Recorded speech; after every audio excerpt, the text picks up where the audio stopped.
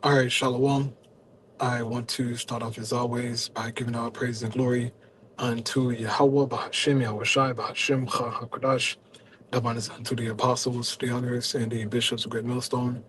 I want to say much love to the brothers out there doing his work in truth and sincerity, and I also want to say peace and blessings unto the believers of the hopeful elect. And in this lesson, I wanted to read the book of Matthew, chapter 8, here in the MSG Bible. And I wanted to start at verse 5 concerning this Roman centurion who came unto Yahushai asking for healing of his servant, okay? And how that through the faith of this Roman centurion, who was a Jake, by the way, he was an Israelite, through his faith, the Lord healed him according to how he believed, right? Or I should say, according to his belief. And that's the message that I wanted to preach in this lesson, is that the Lord is going to help us out according unto our faith. It's either you believe or you don't. There is no gray area with the Lord, right? Our Lord Yahushua said he would rather you be cold or hot. But if you're lukewarm in between, he'll spew you out, okay? So it's either you believe in the Lord and trust in him or you don't. It's best to believe in the Lord and trust that what he has said, he'll bring it to pass. That he's capable of doing what he said, right?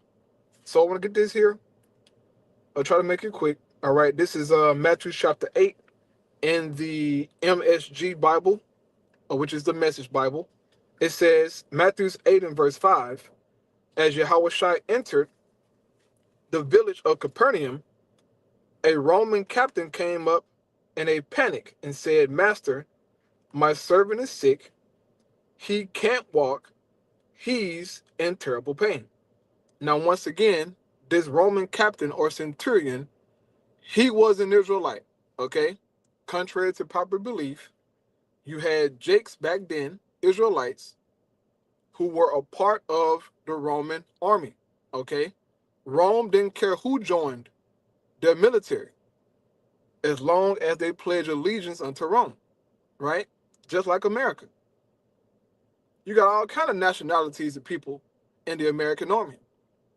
As long as they pledge to defend and fight for America, so to speak, they could be an American soldier. All right, so this was the same thing for this Jake here, who was a Roman captain. So he says, Master, my servant is sick. He can't walk. He's in terrible pain. Yahushua said, I'll come and heal him. Verse 8 says, Oh no, said the captain. I don't want to put you to all that trouble. Just give the order and my servant will be fine. Now, you got to think about this, brother. He's telling you, Yahushua, look, you don't even have to come to my house. I have enough faith and belief that if you just say the word, he'll be healed. You want to talk about impeccable faith? Like crazy faith? This is it right here, bro. And this is the kind of faith that we're going to have going into these times. Even right now, but especially going into the times to where things are truly going to be bad for us, okay? He told the Lord, look, just give the order, right? And my servant will be fine. He trusted that Yahushua could do that. We're going to have to trust that the Lord is going to perform what he has promised unto us in these times. As I was saying in the beginning, either you believe in the scriptures or you don't believe, brother. That goes for any one of us, okay? There's no in-between with the Most High, bro. It's either you fully trust in the Most High or you don't trust at all. Now, granted, you can have some unbelief and some doubt, right? We all deal with that, okay? We all deal with it, okay? Even the man whose son was lame, well, I should say he had a demon on him, right? Even he said out of his own mouth, he said, Lord, I believe, help me with mine unbelief. So you can believe, but also have an unbelief or a doubt, right? Which is fine. It's not like you saying, well, I don't, really believe in the Bible, but I trust some of it. No, you can still have unbelief, man, just as a man, you know. But you don't want to be lukewarm. That's the point of what I'm saying. Don't be lukewarm, man. Don't don't be trusting the doubt. Okay, please don't do that. So it says, I'm a man who takes order and gives orders. I tell one soldier, go, and he goes. To another, come, and he comes. To my slave, do this, and he does it. Taken back, Yahushua said, I've yet to come across this kind of simple trust in Israel, the very people who are supposed to know all about God and how he works.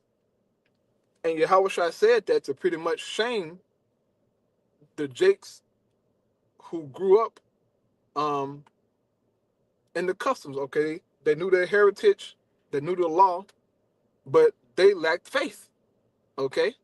There was a shot at all of them who was following Yahushua, right?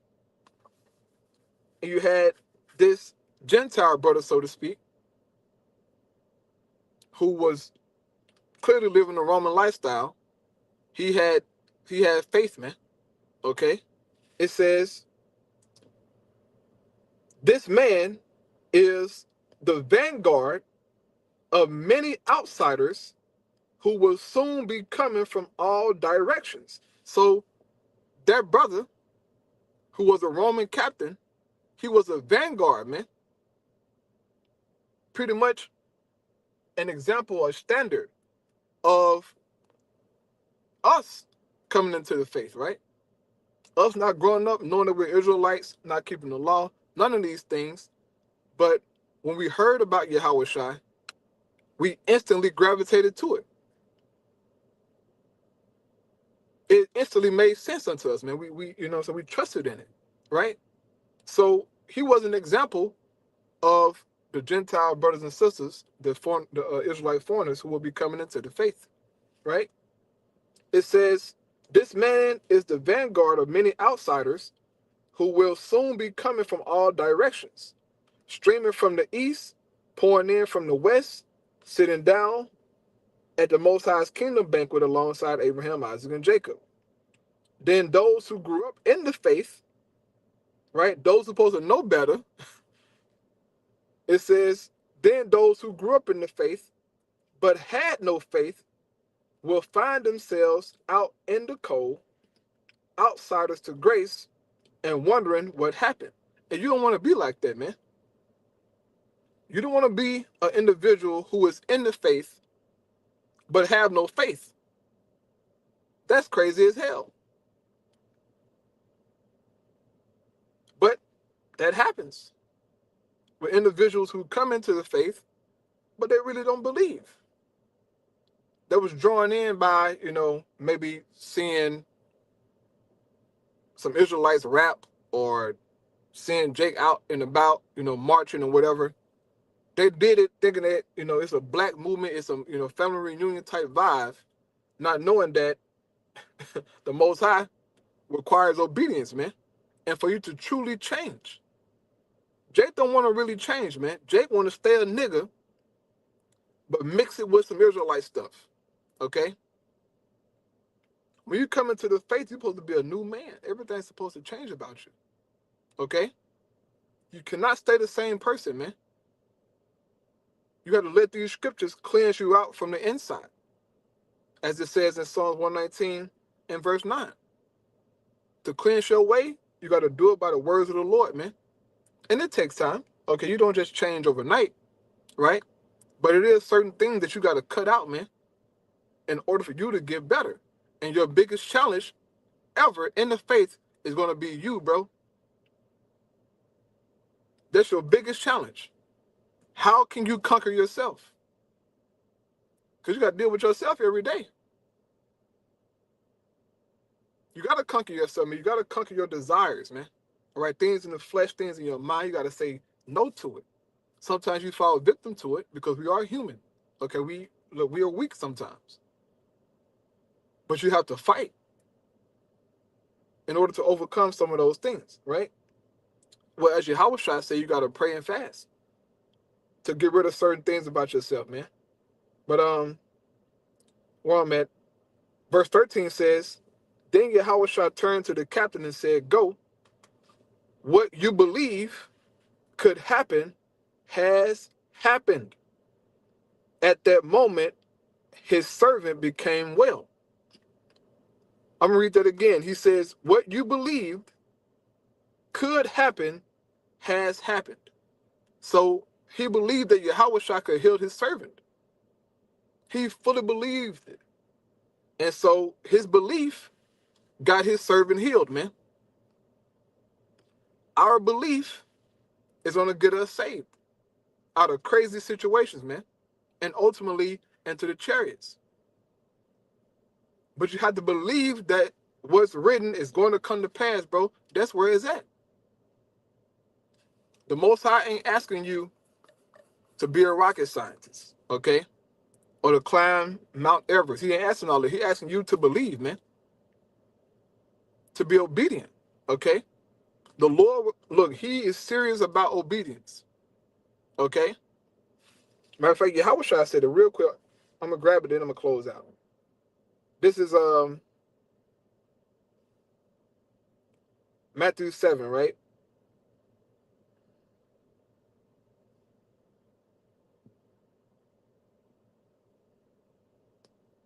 Matthew 7 and verse 21, it says, MSG Bible, knowing the correct password, saying master, master, for instance, isn't going to get you anywhere with me. What is required is serious obedience, doing what my Father wills. That's how we're going to make it. Serious obedience, okay? Jake coming to the faith, his mind is not set on serious obedience. The Jakes who fall out, their minds is set on black culture and the so-called fun of the ministry, right? The going out, the food, the watching the fights, right? Traveling. But the strict obedience of it, Jake don't want to deal with that. Keeping the Sabbath day, not popping your woman on her period, not eating unclean foods, all them things. Jake not finna know. Some Jakes don't say no to all that. Some Jakes just got to get it in, They just got to have this. They just can't go without this, Certain things in the flesh. And ultimately, it costs them their salvation, okay? Something small as pork. It is some Jakes who can't come into the Israelite faith because he can't drop the pork. Or maybe the seafood boil, right? Whatever, man. But this thing about going to take faith, full faith, and trusting that the Most High can perform what is written in these scriptures, man. So I pray that was edifying. Shalom.